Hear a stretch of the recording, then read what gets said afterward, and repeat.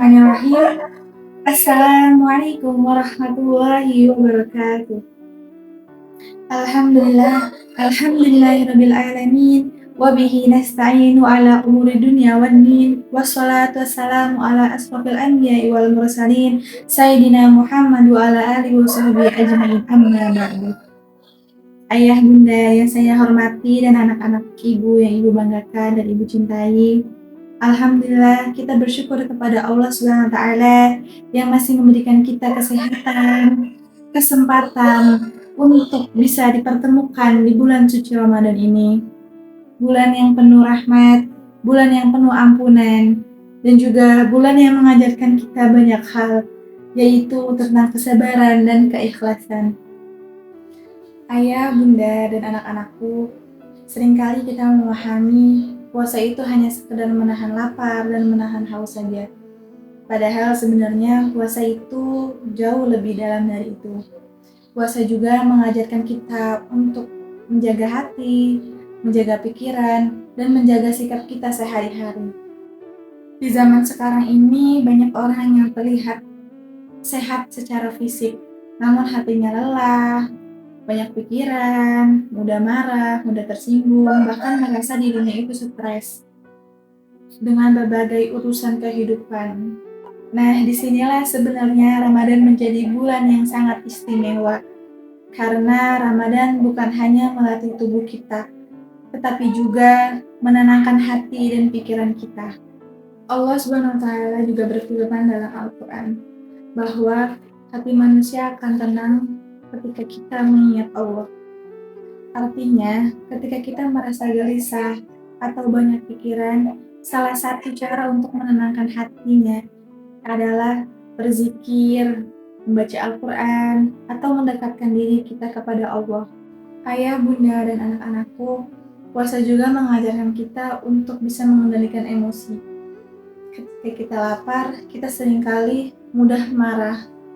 Dan ketika kita lelah, kebanyakan hati kita tuh menjadi sensitif.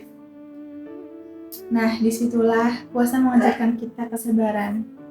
Rasulullah Shallallahu Alaihi Wasallam juga mengajarkan kita ketika kita sedang berpuasa lalu ada orang yang mengajak kita untuk bertengkar atau berbicara tidak baik, maka sebaiknya kita menahan diri dan mengatakan kalau kita sedang berpuasa. Artinya puasa itu latihan untuk bisa mengendalikan diri, tidak mengikuti emosi, dan menjadi pribadi yang lebih sabar. Ayah, bunda, Ramadan juga bisa kita jadikan sebagai waktu untuk membersihkan hati kita.